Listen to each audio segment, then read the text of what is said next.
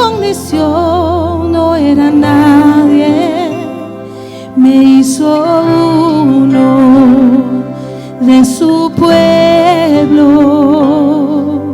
real sacerdocio, escogido por Él es mi Padre y yo su hija.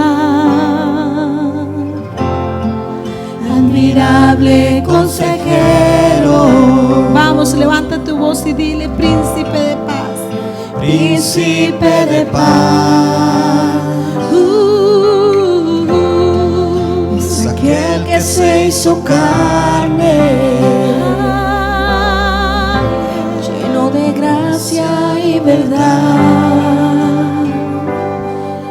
Él vio mi condición, no era nadie, me hizo uno de su pueblo, real sacerdocio, escogido por Él es mi Padre y yo su hija.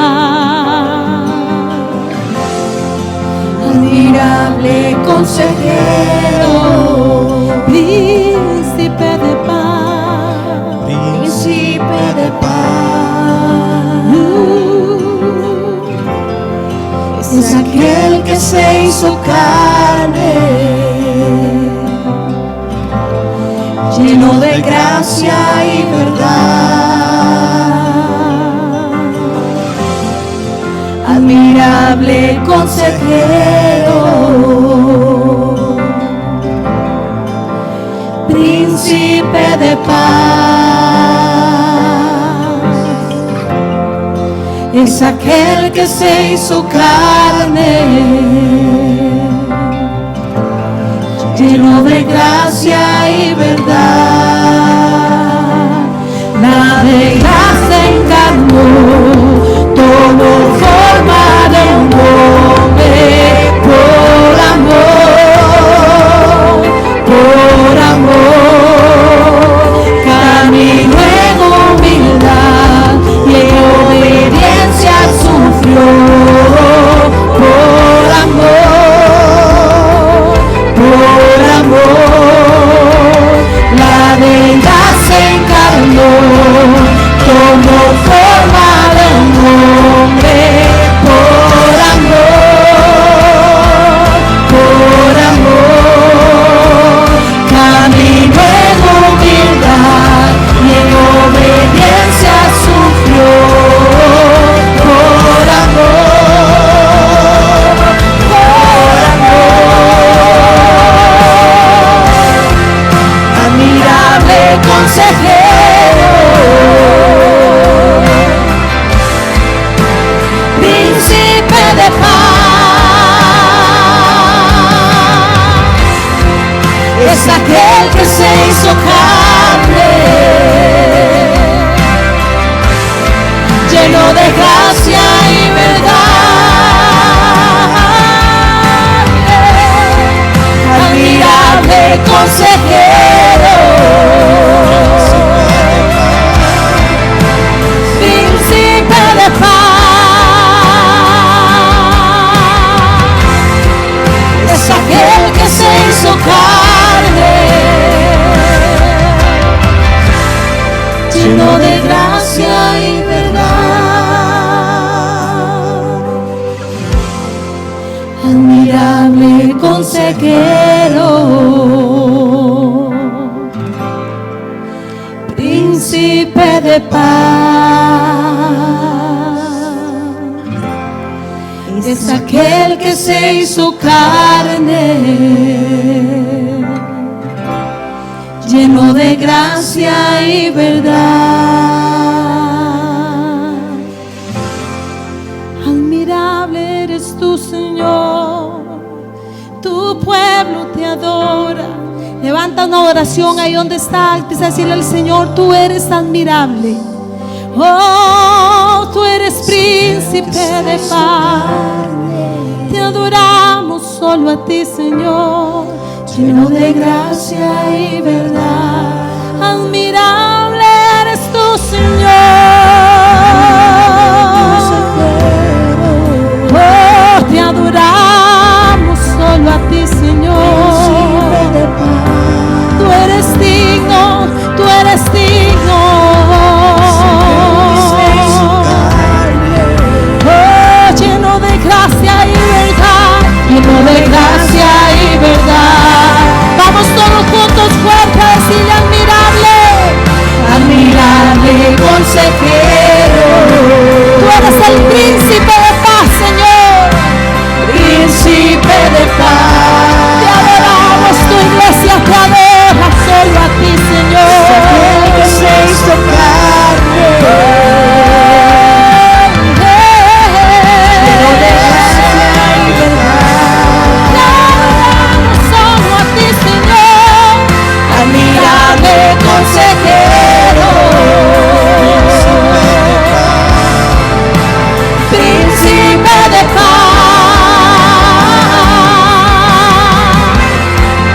Es aquel que se hizo carne,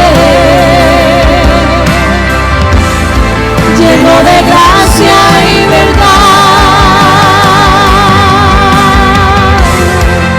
Admirable consejero, príncipe de paz. Es aquel que se hizo carne, lleno de gracia y verdad. Te adoramos solo a ti, Señor. Tú eres admirable, Señor.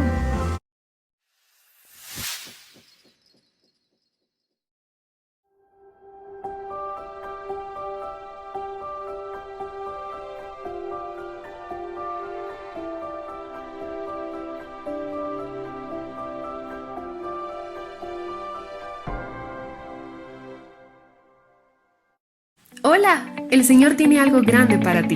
Estamos por comenzar. Bienvenidos. Palabras de vida. El dolor, el sufrimiento, son inherentes al ser humano. Nosotros tenemos que estar acostumbrados a pasar por diferentes vicisitudes. Es más, recuerden que Jesús lo advirtió: en el mundo tendréis aflicción, en el mundo pasaréis por diferentes problemas, pero tranquilos, confíen, porque yo he vencido el mundo. Lo que pasa es que a la mayoría de nosotros no nos gusta sufrir, porque no estamos preparados para el sufrimiento. A ver, hace muchos años y hace muchas libras yo practiqué deporte, aunque usted no lo crea. Yo jugué béisbol, y en el béisbol a usted le enseñan, es parte de la rutina de aprendizaje, a mitigar los dolores que proporciona cuando la pelota le pega. ¿Alguien ha visto o ha tenido una bola de béisbol? Bueno, imagínese un lanzamiento de un pitcher a 90, 95 millas por hora, y usted siendo catcher. Usted está cubierto, pero hay una mecánica de movimiento que a usted le enseñan para que la pelota le pegue donde usted está protegido y no donde usted está desprotegido. Igual, por ejemplo, cuando usted va a batear, el pitcher tira 90, 95 millas por hora, la pelota viene hacia usted, usted no se puede quitar. Es muy difícil, no le da tiempo. Entonces, ¿qué le enseñan a usted como bateador? A poner el casco para cubrir la sien, a echar el hombro, las nalgas, los que son frondosos de nalgas, ¿verdad? Para que la pelota, cuando pegue en un lugar donde no va a causar daño. Es una técnica de movimiento. Bueno, en el boxeo no se le enseña a los boxeadores a que no van a recibir golpes. No, en un combate de boxeo van a recibir golpes, pero se les enseña a mitigar el dolor que les causa, intentar esquivar la mayoría, pero la verdad es que los van a golpear. Así es cómo funciona. Venía para acá y a mí me encanta mucho el ciclismo y me gusta ver el Tour de Francia. Y estos días, no sé si lo han podido ver, pero hubo una caída, cayeron como 13 ciclistas y se les veía la piel raspada prácticamente en carne viva. Y el ciclista se levanta, se monta sobre la bicicleta y comienza nuevamente a pedalear. ¿Por qué? Porque está comprobado, explicaba el médico, que la adrenalina que la puso Dios en nuestro cuerpo mitiga el dolor. Si el ciclista se queda parado, no va a caminar, no va a volver a la competencia. Quiero terminar con este ejemplo. Los mejengueros de fútbol, los que mejenguean fútbol, ¿verdad? A todos nos enseñan que cuando usted va a ir a un trabonazo, hay que meter la pierna duro. Pero si el otro es más fuerte que usted, metió la pierna primero, usted no puede meter la pierna a la misma fuerza, porque va a terminar fracturado. Usted tiene que golpear y quitar, porque si no lo van a quebrar. ¿Qué les quiero decir con estos ejemplos? Que el dolor es parte de la vida del ser humano. Es muy normal que nosotros pasemos dolores, pero tenemos que aprender a asimilarlos. Tenemos que aprender a vivir con el dolor, con el sufrimiento, con las persecuciones. Mire, después de que Cristo muere, año 33 y medio aproximadamente de la historia de la era moderna, después de Cristo, Jerusalén se volvió una tierra de conflicto. El gobernador, el procurador romano, comenzó a perseguir a los judíos y también a aquellos que profesaban la nueva fe en Jesucristo. Los judíos comenzaron a amotinarse contra el imperio, los judíos. Y los judíos hicieron una fortaleza en el templo, hicieron otra fortaleza, conquistando, golpeando, peleando contra las fuerzas de Roma. Por ejemplo, Herodes el Grande construye una fortaleza que se llama Masada. ¿Han escuchado ustedes Masada? Bueno, los judíos conquistan Masada, echan al ejército de Roma y suben a este monte construido por Herodes y se quedan allí hasta poco después del año 70. ¿Qué fue lo que pasó? Al subir los judíos al monte y estar a salvo en el monte, el imperio romano, ya luego con Gallo, el procurador, viene, sitian el monte, no permiten el ingreso de agua, no permiten el ingreso de alimentos, y los judíos terminaron suicidándose, terminaron comiéndose a los más débiles para poder sobrevivir.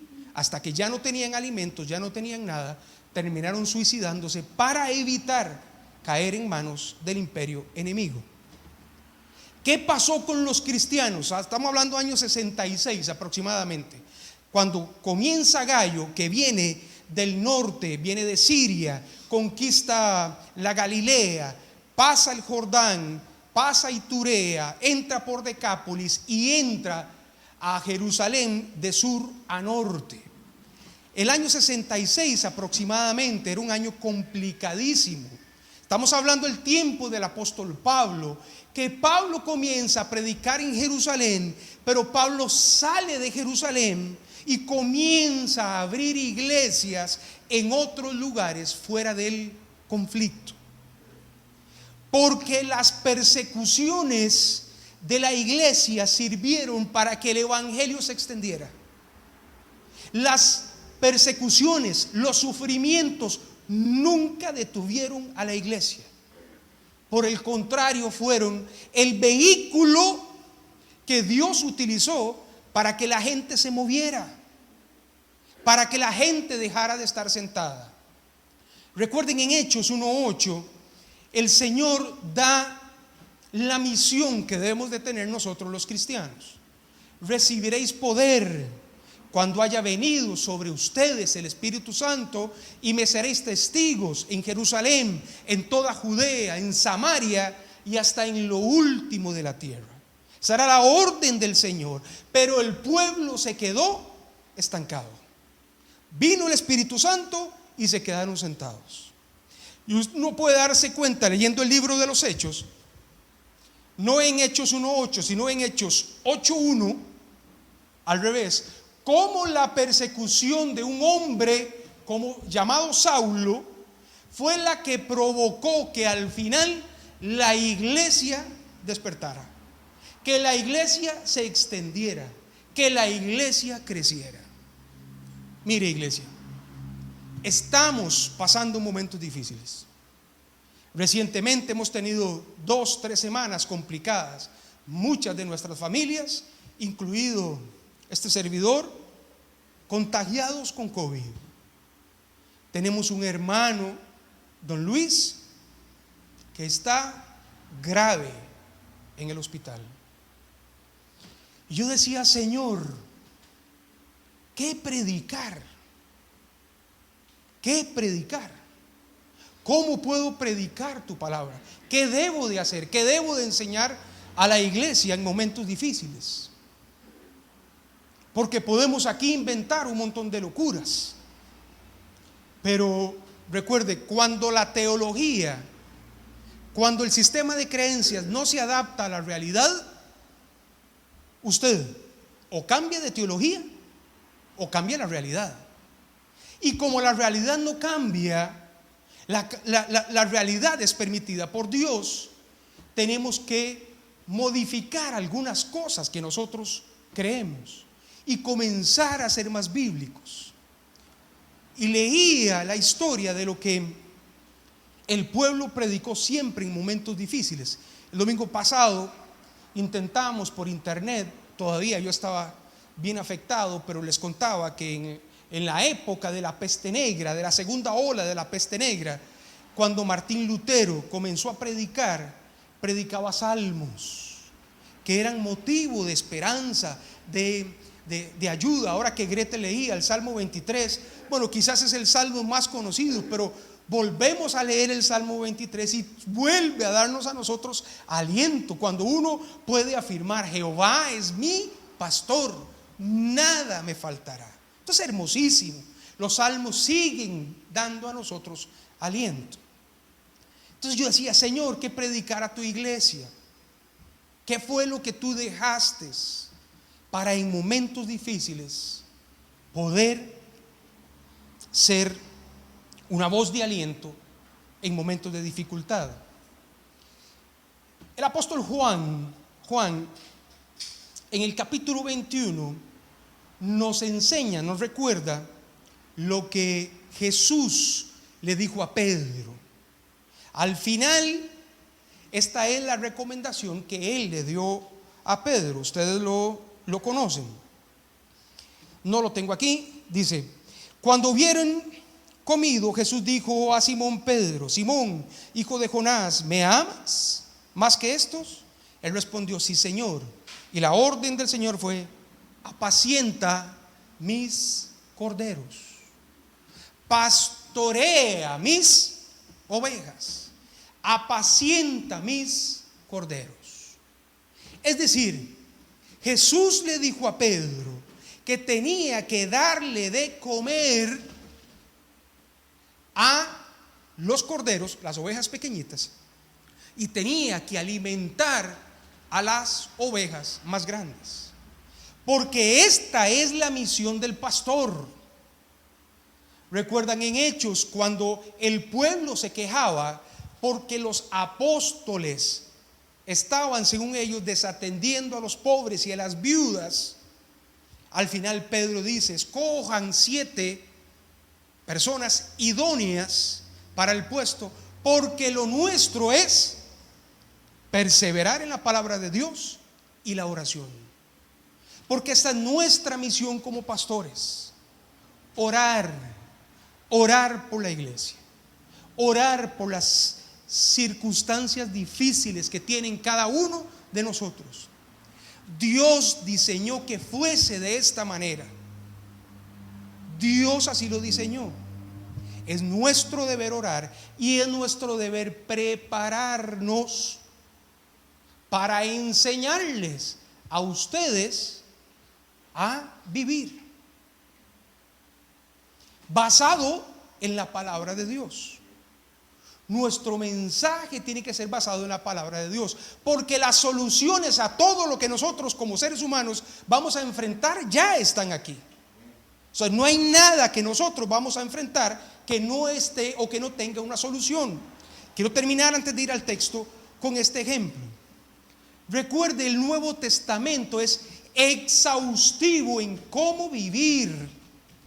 En cómo vivir, es un manual. La Biblia es un manual de vida, es un manual de conducta. Dios no diseñó a través de las cartas paulinas, de las cartas de Pedro, de las cartas de Juan, de la carta de Judas o el Apocalipsis, no fue exhaustivo en cómo nosotros tenemos que ir al cielo, porque al final para el Señor era un tema muy claro: crea en Jesús, el Hijo de Dios, y usted tendrá vida eterna. No hay mayor complicación que esto. Después es cómo vivir. El tema no es cómo ir al cielo, el tema es cómo vivir. Y cuando llegan dificultades a nuestra vida, cuando llegan problemas, ahí es cuando se pone difícil la cosa. Ahí es cuando se pone complicada la cosa. Porque algunos a la primera se van del Señor. Algunos a la primera su fe decae. Algunos a la primera comenzaron a equivocarse. Algunos a la primera cometieron errores. Algunos a la primera dejaron todo aquello que tanto les había costado construir. Por eso hoy domingo el mensaje le he puesto 4x4. Cuatro recomendaciones para obtener 4 beneficios en tiempos difíciles. Entonces, un texto que he predicado quizás con otro enfoque, pero vamos a aprender cómo el Señor ante el sufrimiento nos enseña 4 reacciones: a humillarnos, a liberarnos, a estar atentos y a tener firmeza. Así que vamos conmigo a la primera carta del apóstol Pedro, capítulo 5. Primera carta del apóstol Pedro, capítulo 5. Para encontrar el primer principio: humillarnos ante Él. Entonces, primera carta del apóstol Pedro, capítulo 5, a partir del versículo 6. Ahí lo tienen. Esta es la primera recomendación. Él dice: humillados pues bajo la poderosa mano de Dios, para que Él os exalte. ¿Cuándo? A su debido tiempo, cuando fuere tiempo. Entonces, la primera recomendación en momentos difíciles, lo que usted esté pasando, sea un problema de salud, sea un problema afectivo, sea un problema económico, sea un problema de cualquier índole, cualquier cosa que usted esté pasando, lo primero que tiene que hacer es humillarse. Al ser humano le cuesta humillarse, porque entiende el ser humano que humillarse significa denigrarse.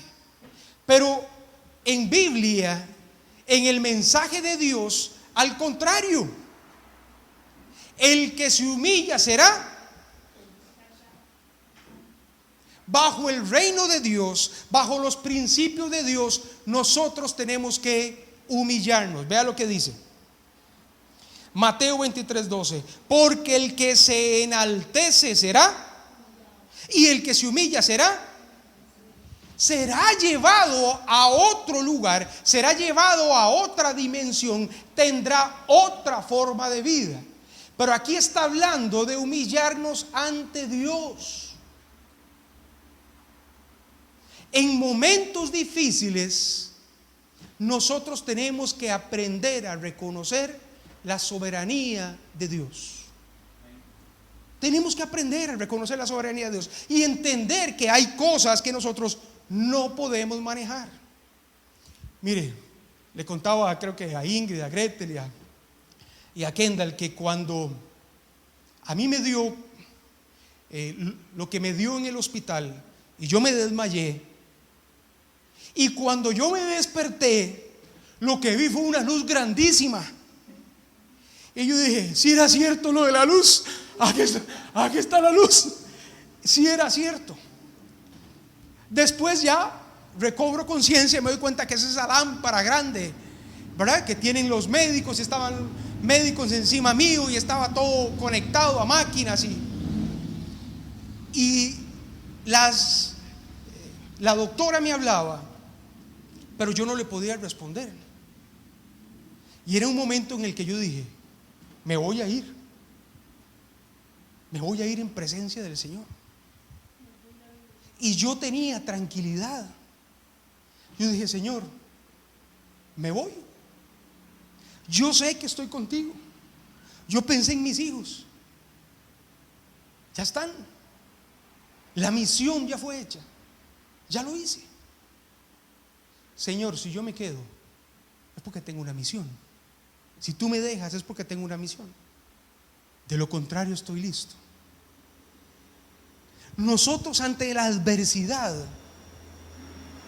tenemos que aprender a humillarnos, a reconocer su soberanía, a dejar de preguntar por qué, como si fuésemos nosotros quién sabe qué, como para poder reclamarle a Dios, como para poder, ahora lo decía Gretel, torcerle el brazo al Señor.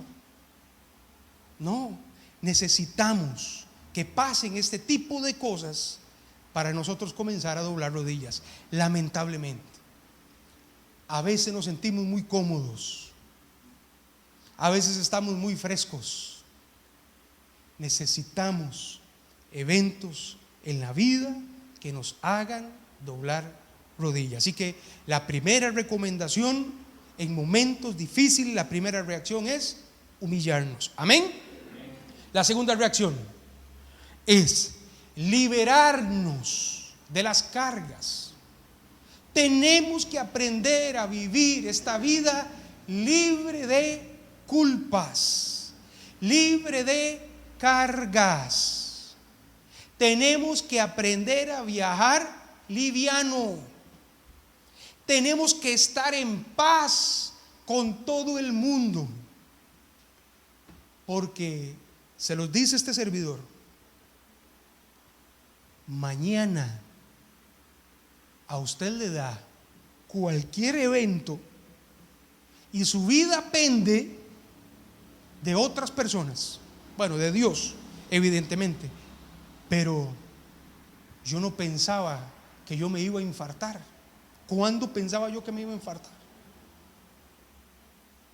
Mire, si hay algo que nosotros tenemos garantizado, es que un día dejaremos de existir, pero no sabemos cuándo. Y no podemos andar por la vida debiéndole a Dios y debiéndole a las personas. No estoy hablando en términos económicos, estoy hablando de nosotros. Tenemos que aprender a estar tranquilos, a vivir tranquilos, dejar de meternos tanto peso en el equipaje, porque nuestro transitar por la vida con tanto peso se vuelve agobiada. Hay gente que no es feliz, y cuando los vemos en consejería, esta gente pelea por cualquier tontería. Gente pelea por cualquier cosa. Al final el detalle, usted dice, pero en realidad esto no es tanto. Vienen parejas a consejería y nosotros, ¿hay infidelidad? No. ¿Hubo un adulterio? No. ¿Hubo maltrato físico? No. ¿Hubo agresión? No. Entonces, ¿por qué están peleados? Es que ella no me comprende o él no me comprende. Cosas tan sencillas como ponernos de acuerdo están provocando erosiones en el matrimonio, en las relaciones de pareja. Cosas tan sencillas como ponernos de acuerdo, dejar de estar peleando por el poder, por quién es el que manda, por quién es el que hace. Cuando nosotros en pareja podemos negociar. Mire, tenemos problemas con los vecinos por tonteras. Mire cómo está el mundo. No sé si vieron en televisión, este muchacho se baja del carro y agarra, golpea, le quiebra no sé si el parabrisas o el vidrio al otro. ¿Qué pasa si el otro muchacho que estaba ahí estuviese armado? Por una tontera, en carretera. O sea, ¿usted me entiende? El nivel de lo que estamos viviendo. El nivel de lo que estamos viviendo. Porque cargamos un nivel de ansiedad, un nivel de estrés tan grande que no caminamos felices. Y nos complicamos la vida. Vea lo que dice el verso 7. Recuerda, el 6 dice: humillaos pues bajo la poderosa mano de Dios, para que Él nos exalte cuando fuere tiempo. El 7, echad, ¿qué dice ahí? Toda vuestra ansiedad sobre Él, sobre el Señor, porque Él tiene cuidado de nosotros. Tenemos que aprender a depositar todas nuestras cargas sobre Él, porque Él tiene cuidado. Es que a veces nosotros queremos jugar de Dios, queremos intentar ser Dios, queremos resolver la vida conforme a lo que nosotros creemos, conforme a lo que nosotros entendemos, conforme a lo que nosotros pensamos, como fuimos armados, y esto no es lo correcto. Nosotros tenemos que aprender a depositar cargas en Él. Mire, otra vez hablando de deporte, poniendo un ejemplo. Recuerdo que entrenando a los chiquitos, yo le decía a los chiquitos: hay uno que es el encargado de evitar que hagan goles. Se llama portero. Este se pone aquí, pero este es ayudado por estos otros. Se llaman defensas. Hay otros que son los encargados de crear juego ofensivo. Y hay que darle la bola a los delanteros, que los delanteros son los que meten goles. Pero al final no es que gana el que mete el gol. Tan importante es el que mete el gol como el que lo defiende. Cada uno tiene una responsabilidad, y el trabajo en equipo es lo que hace exitoso a un grupo de personas. Así es en el trabajo, así es en todas las áreas de la vida, en la iglesia. Cada uno tiene una responsabilidad. Bueno, en esta asociación, en este trabajo en equipo que nosotros tenemos con Dios, nosotros tenemos que entender cuál es la responsabilidad de Dios. Porque para eso Él es Dios. Y tenemos que vivir livianos, tranquilos, echando todo aquello que nos genera estrés sobre Él. Mire lo que dijo Jesús al respecto, usted lo conoce. Mateo 11:28: venid a mí todos aquellos que estén trabajados y cargados, porque yo los haré descansar. Vengan a mí todos aquellos que están angustiados, todos vengan a mí, porque yo los haré descansar. 29: llevad mi yugo sobre vosotros y aprended de mí, que soy manso y humilde de corazón, y hallaréis descanso para... Mire, Jesús, el Hijo de Dios, yo soy, dijo, manso y humilde de corazón, porque Jesús, hombre, confiaba plenamente en Dios el Padre.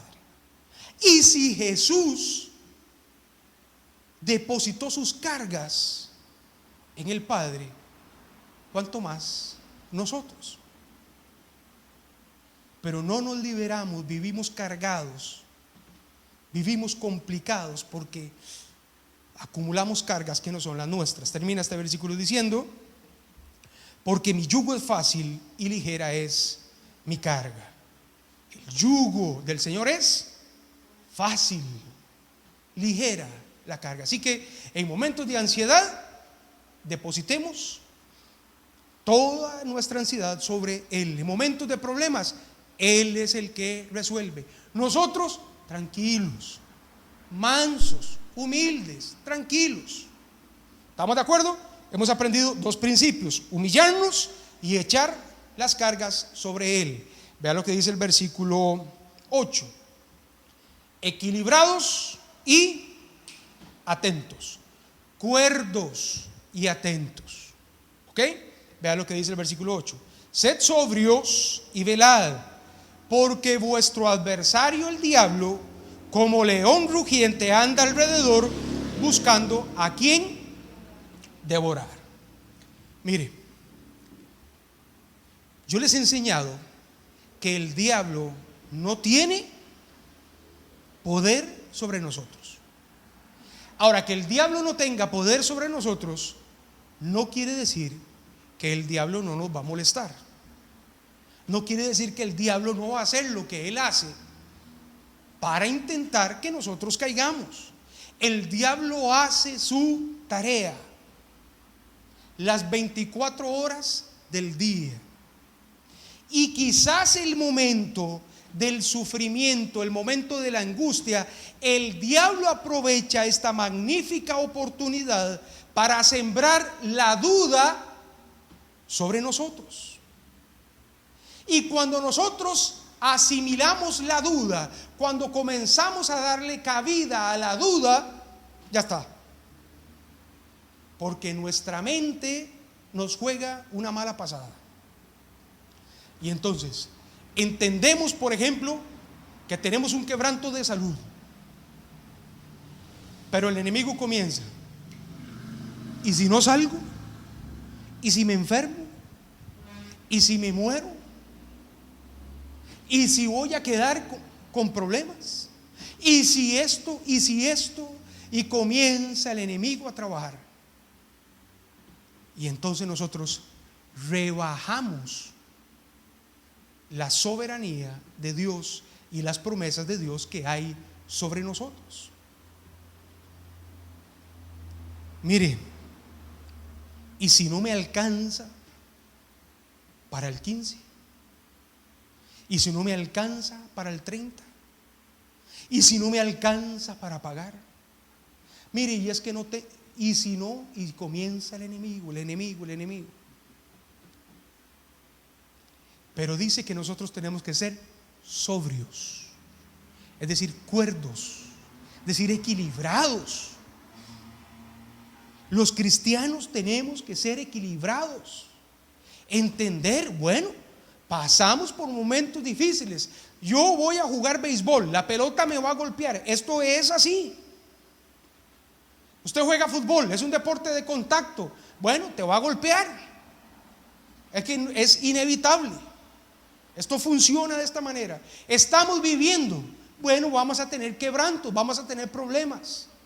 Tenemos que entenderlo. Pero hay que ser equilibrados, hay que ser y hay que estar atentos. Hay que velar, hay que estar atentos por dónde vienen los ataques del enemigo. Hay que entenderlo. No hay que darle pelota al diablo, no hay que estar pensando en el diablo, pero yo siempre digo, tenemos que aprender a conocernos físicamente y aprender a conocernos espiritualmente. ¿Cuáles son las ocasiones que yo provoco en las que le abro la puerta de par en par al diablo? Sé cuáles son mis áreas débiles. Yo me conozco espiritualmente.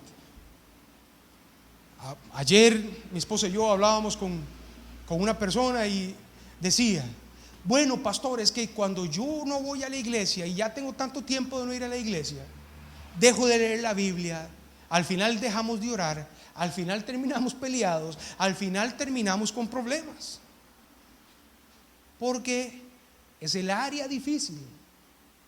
Cuando usted se aleja del Señor, usted comienza a abrirle las puertas al diablo.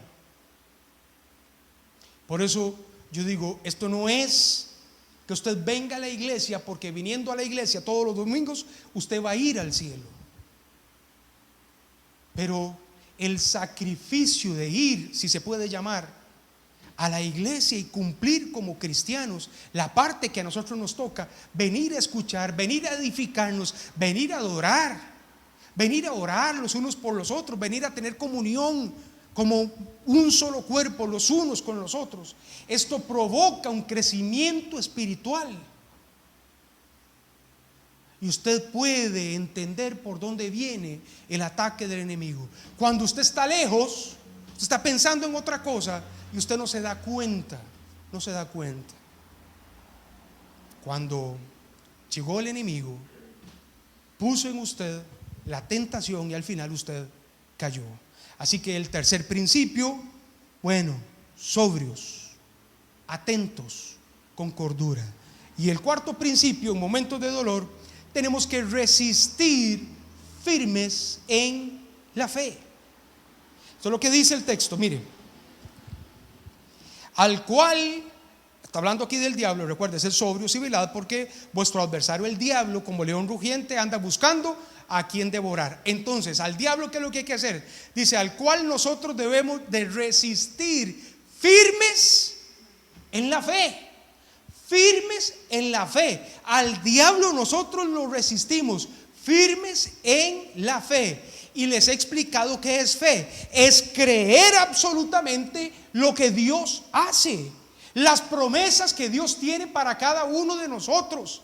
Entonces, en momentos de adversidad, en momentos de dolor, en momentos de aflicción, nosotros tenemos que resistir al diablo firmes en la fe. A mí no me importa, diablo cochino, lo que el médico diga. A mí no me importa, diablo cochino, lo que los economistas digan. A mí no me importa lo que el mundo diga. A mí me importa lo que Dios ha dicho sobre mí, las promesas que hay sobre mí. Y Él es todopoderoso, es más fuerte que el diablo. Y yo resisto al diablo firme en las promesas que hay sobre mí. Amén. Así es. Así es. Mire el texto. Velad, estad firmes en la fe, portaos varonilmente, esforzados. Aquí Pablo escribe a los corintios, bueno, con un término masculino para demostrar que hay que pararnos. Hay que pararnos en la brecha. Todo el mundo es feliz y tiene fe sin problemas. Pero cuando llegan los problemas es cuando hay que ver quién es quién. Cuando llega el momento de ver quién es normalmente cuando viene la adversidad. Pero el cuarto consejo, resista firme en la fe. Recuerde que el apóstol Santiago dice que el que duda es como la onda del mar que va de un lado al otro. Y dice, no piense que quien tal haga recibirá cosa alguna del Señor. Tenemos que resistir firmes en la fe, ser constantes en la fe. Es decir, somos cristianos, creemos en las promesas del Señor y nada me va a hacer sentir menos, porque eso es lo que el enemigo, como león rugiente, anda buscando en cada uno de nosotros, firmes en la fe. Así que 4 principios en momentos de dificultad. Número 1, hay que humillarnos, reconocer que Él es Dios. Número 2, echar nuestras cargas sobre Él. Número 3, sed sobrios, velad, ¿verdad? Porque ojo que el enemigo hace su trabajo. Número 4, al enemigo lo resistimos firmes en la fe. ¿Entendieron hasta aquí? Gloria a Dios. Denle un fuerte aplauso al Señor. Ahora, versículo 10. Vea, hay 4 beneficios que nosotros tenemos si nosotros hacemos estas 4 cosas. Por eso el mensaje le puse 4x4. 4 actitudes, 4 beneficios. 4 acciones, 4 beneficios. Número 1, lo vamos a encontrar: perfeccionamiento. Número 2, afirmación. Número 3, fortalecimiento. Y número 4, establecimiento. Voy a explicar brevemente cada una de ellas. El versículo 10 del texto que estamos estudiando de 1 de Pedro 5 dice lo siguiente: mas el Dios de toda gracia, si usted cumplió todas aquellas 4 cosas que están desde el 6 hasta el 8, el Dios de toda gracia que nos llamó a su gloria eterna por Jesucristo. Después, diga conmigo, después, no diga así, después, no antes, después de que hayamos padecido por un poquito de tiempo. Ojo que aquí Dios, a través del apóstol Pedro, inspirado por el Espíritu Santo, nos dice, nos da la clave: después de que nosotros hayamos padecido un poquito de tiempo. Estas 4 acciones no quiere decir que van a evitar el sufrimiento, no quiere decir que van a evitar el golpe. Estas 4 acciones, bueno, van a ayudarle a mitigar el dolor. ¿Se acuerda cómo arrancamos al inicio? Que yo les dije, bueno, el jugador de béisbol lanza el pitcher y se cubre. La bola le va a golpear. Le va a golpear. Pero no le va a pegar en los huesos para que lo quiebre. Va a pegar en la carnita frondosa que ustedes pueden ver. ¿Para qué? La pelota golpee el músculo y al final usted pueda seguir jugando.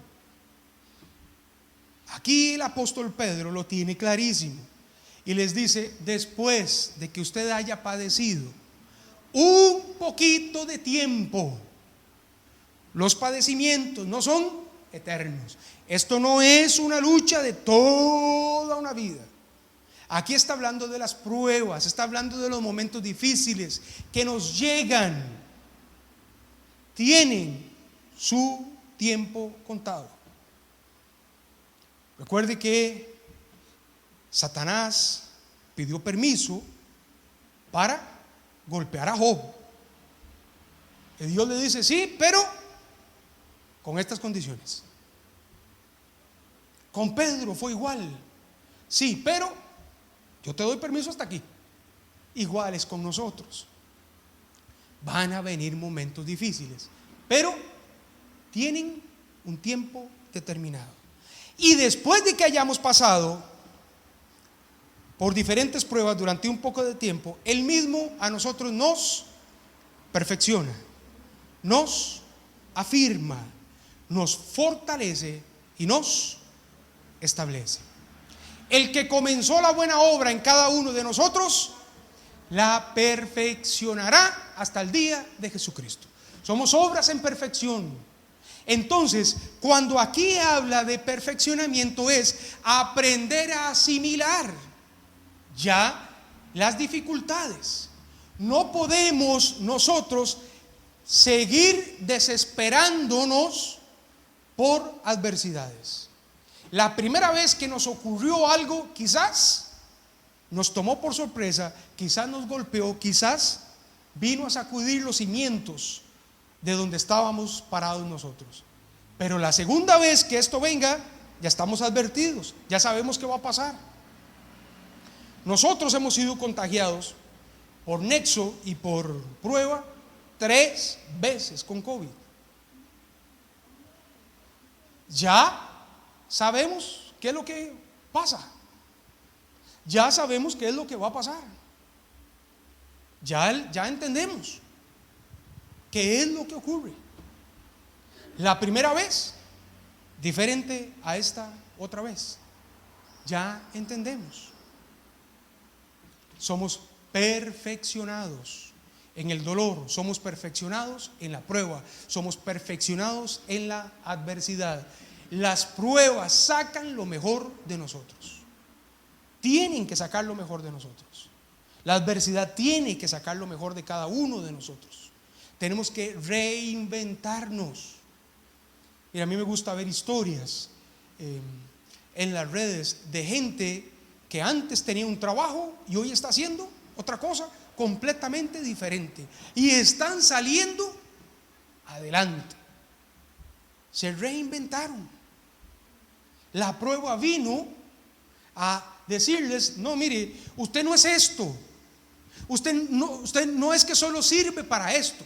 Usted además de esto es capaz de hacer esto, además es esto otro y además es esto otro. Usted no es solo un trabajo, usted no es solo una profesión, usted no es solo un oficio. Usted tiene la capacidad, Dios te dio la capacidad para reinventarse, y el Señor te perfecciona, te hace un mejor ser humano, un mejor papá, un mejor esposo. Porque esta pandemia nos ha enseñado a nosotros a ser mejores. Tenemos que pasar más y mejor calidad de tiempo con nuestros hijos. Tenemos que aprender a tratar a nuestra esposa, a nuestros hijos de mejor manera, a nuestro vecino, a la sociedad, a las autoridades de gobierno. Tenemos que aprender a ser mejores. Es decir, la prueba a nosotros nos está perfeccionando. Segundo, nos afirma. ¿Qué quiere decir aquí el texto con que nos afirma? Nos establece como hijos de Dios. La adversidad a nosotros nos afirma. Entonces nosotros tenemos de beneficio que somos afirmados como hijos de Dios.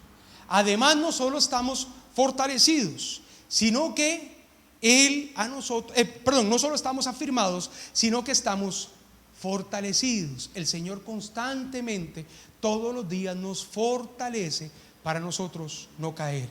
Y finalmente, establecidos para siempre, con Él y para Él.